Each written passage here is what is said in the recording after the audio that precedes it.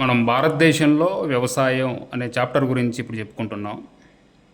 భారతదేశంలో వ్యవసాయం ఈ చాప్టర్ మొత్తం కూడా దాదాపుగా 10 నుంచి 12 క్లాసులు అన్నీ కూడా యూట్యూబ్లో ఉంటాయి.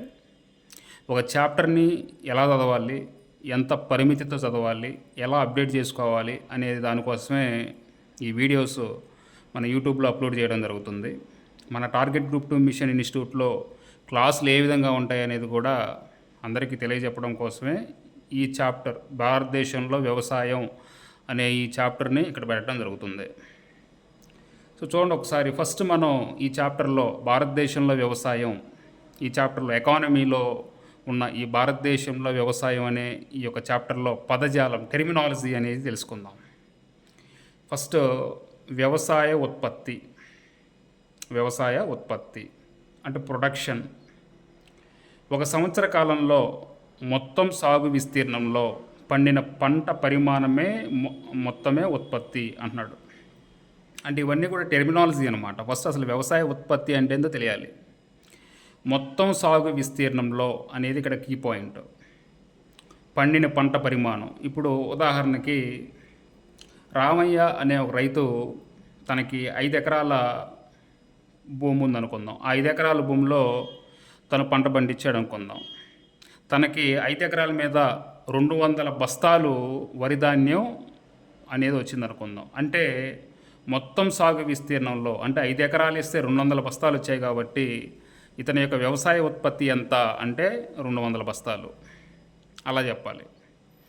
అలానే వ్యవసాయ ఉత్పాదకత, ప్రొడక్షన్ వేరు, ప్రొడక్టివిటీ వేరు. వ్యవసాయ ఉత్పాదకత ఒక సంవత్సర కాలంలో 1 హెక్టారులో పండిన పంట పరిమాణాన్నే మనం ఉత్పాదకత అంటాం. ఉదాహరణకి ఇక్కడ మనం చెప్పుకోవాలంటే చూడండి, ఇదే రామయ్యని మీకు ఉత్పాదకత ఎంత వచ్చింది అని చెప్పేసి అంటే అతను ఏమని చెప్పాలంటే 100 బస్తాలని చెప్పాలి. ఎట్లా ఇది? ఇప్పుడు వ్యవసాయ ఉత్పాదకతనే మనం ఇంకో పేరుతోటి పంట దిగుబడి అనే పేరుతో పిలుస్తాం. దిగుబడి సామాన్యంగా రైతుల్ని మేమంటాం, మీకు దిగుబడి ఎంత వచ్చింది. అట్లానే ఇదే రామయ్యని మీకు దిగుబడి ఎంత వచ్చింది అని అడిగారు. అప్పుడు అతను ఏం చెప్పాలంటే 1 హెక్టార్ని దృష్టిలో పెట్టుకొని చెప్పాలి. అంటే తనకు 5 ఎకరాలు ఉన్నాయి. 1 హెక్టార్ అంటే 2.5 ఎకరాలు. అంటే 2.5 ఎకరాల మీద అప్పుడు ఎంత వచ్చినట్లు? 100 బస్తాలే కదా. మొత్తం ఉత్పత్తి అంటే 200 బస్తాలు. 1 హెక్టార్కి ఎంత? 100 బస్తాలే కదా. కాబట్టి నాకు దిగుబడి 100 బస్తాలు వచ్చింది అని చెప్తాడు. దాని తర్వాత స్థూల సాగు విస్తీర్ణం. స్థూల అంటే గ్రాస్. ఇక్కడ చూడండి, ఒక సంవత్సర కాలంలో 2 లేదా 3 పంట కాలాల క్రింది ఉన్న సాగు విస్తీర్ణాన్ని మనం స్థూల సాగు విస్తీర్ణం అంటాం. ఉదాహరణకి ఒక్కొక్క పంట ఖరీఫ్ కాలంలో పండిస్తారు, ఒక ఖరీఫ్ కాలంలో ఉంటుంది. అలానే రబీ పంట కాలాలు. అంటే సపోజ్ రామయ్య అనే ఒక రైతు తన పంట పొలం ఏదైతే ఉందో ఆ పొలంలో ఖరీఫ్ కాలంలో పంట వేసాడు, రబీ కాలంలో పంట వేసాడు, జైద్ కాలంలో కూడా పంట వేసాడు అనుకుందాం. అంటే 3 కాలాలు, 1 లేదా 2 లేదా 3 వాటెవర్ 3 కాలాలు అంటే 1 కంటే ఎక్కువ అన్ని పంట కాలాలలో సాగు చేస్తూ ఉంటుంటే అది స్థూల సాగు విస్తీర్ణం. సామాన్యంగా ఇటువైపు గుంటూరు కానీ విజయవాడ కానీ అలానే గోదావరి జిల్లాల్లో ఏం చేస్తారంటే ఖరీఫ్ వేస్తారు, ఖరీఫ్తో పాటు రబీ కూడా వేస్తారు. అలానే గుంటూరు అలానే ఈ కృష్ణా జిల్లాల్లో ఎండాకాలం జైద్ కూడా వేస్తారు. పుచ్చకాయలు లేకపోతే దోసకాయలు ఇలాంటివి వేస్తారు. అంటే స్థూల సాగు విస్తీర్ణం దాని అనమాట. అలా గుర్తుపెట్టుకోండి. అలానే ఇంకా చూడండి, నికర సాగు విస్తీర్ణం. ఒక సంవత్సర కాలంలో ఒకే పంట కాలంలో కింద ఉన్న సాగు విస్తీర్ణం. అంటే ఇప్పుడు సపోజ్ రాయలసీమకి వెళ్తే అటు సైడు ఒకే పంట వేస్తారు, ఒకే పంట కాలం ఉంటుంది. వాళ్ళకి ఏంటంటే నీటి సదుపాయం అనేది ఉండదు. వేస్తే ఖరీఫ్ వేస్తారు లేదా రబీ వేస్తారు, అంతే. ఏదో ఒక పంట కాలం, ఒకే పంట కాలం కింద ఉన్న సాగు విస్తీర్ణాన్ని నికర సాగు విస్తీర్ణం అంటాం. అలానే పంటల సరళి. ఒక సంవత్సర కాలంలో మొత్తం సాగు విస్తీర్ణంలో ఏ పంటలని ఎంతెంత విస్తీర్ణంలో సాగుకు చేశారో దాన్నే పంటల సరళి అంటారు. సో ఉదాహరణకి ఏంటంటే మనం కృష్ణా జిల్లా చూసుకుంటే, కృష్ణా జిల్లాలో వరి పంట ఎంత సాగు చేశారు? అలానే మిరప పంట ఎంత సాగు చేశారు, పత్తి పంట ఎంత సాగు చేశారు. రేపొద్దున మీరే ఒక డిప్యూటీ కలెక్టరో లేదా ఒక కలెక్టర్ అవుతారు. మీకు సంవత్సర కాలానికి ఒక రిపోర్ట్ వస్తుంది. కృష్ణా జిల్లాకి ఒక కలెక్టర్ అయ్యారనుకుందాం. మీ దగ్గర రిపోర్ట్లు ఏముంటుంది? సో జిల్లా మొత్తం కూడా అసలు వరి పంట ఎంత సాగు చేశారు, మిరప పంట ఎంత సాగు చేశారు, పత్తి పంట ఎంత సాగు చేశారు, ఇవన్నీ కూడా ఒక రిపోర్ట్ వస్తుంది. దాన్ని ఏమంటారంటే పంటల సరళి ఏ విధంగా ఉంది, ఒక జిల్లాలో పంటల సరళి ఏ విధంగా ఉంది, అలానే ఒక రాష్ట్రంలో పంటల సరళి ఏ విధంగా ఉంది, అట్లా చూడ్డాన్ని అనమాట. అలానే పంటల విధానం లేదా పంటల తీరు. వ్యవసాయ పంటలని మనం 2 విధాలుగా విభజించుకోవచ్చు: ఆహార పంటలు, ఆహారేతర పంటలు. ఆహార పంటలు అంటే నేరుగా మన నోట్లోకి పోయి మనం తినగలిగేవి. ఆహారేతర పంటలు అంటే మీకు తెలుసు, వాటిని మనం కమర్షియల్గా ఉపయోగిస్తాం కానీ తినలేం. అలాంటి వాటిని ఆహారేతర పంటలు అంటాం. ఆహార పంటలు అంటే వరి, గోధుమ, పప్పు ధాన్యాలు, తృణధాన్యాలు నేరుగా మనం తింటాం కదా ఇవి.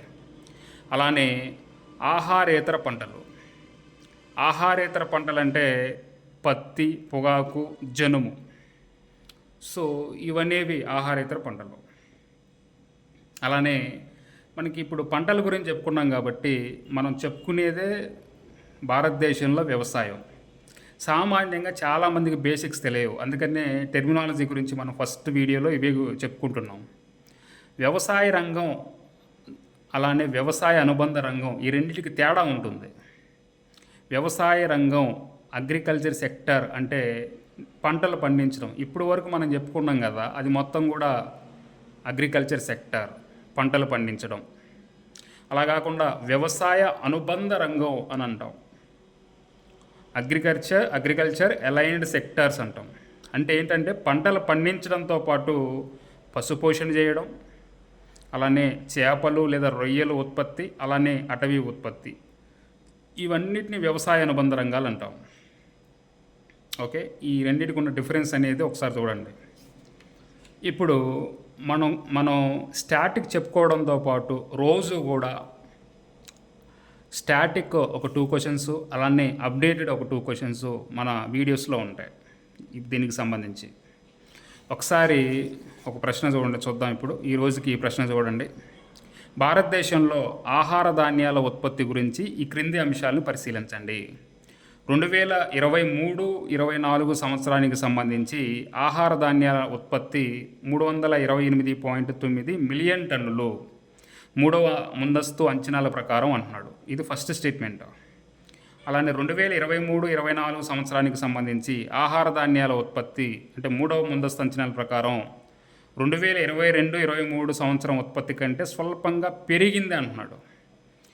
ఇప్పుడు ఈ 2 స్టేట్మెంట్స్లో ఏది కరెక్ట్? 1 మాత్రమే సరైందా, లేదా 2 మాత్రమే సరైందా, లేదా 2 సరైనవే, లేదా 2 సరైనవి కావా? మీరు ఇప్పుడు వరకు ఎంతో కొంత చదువుకొని ఉంటారు మెయిన్స్కి సంబంధించి. అలానే దీనికి ఎక్కడ చూడాలి, దీనికి సంబంధించి ఆన్సర్ ఎట్లా రాబట్టగలగనేది కూడా సోర్స్ చెప్తాను.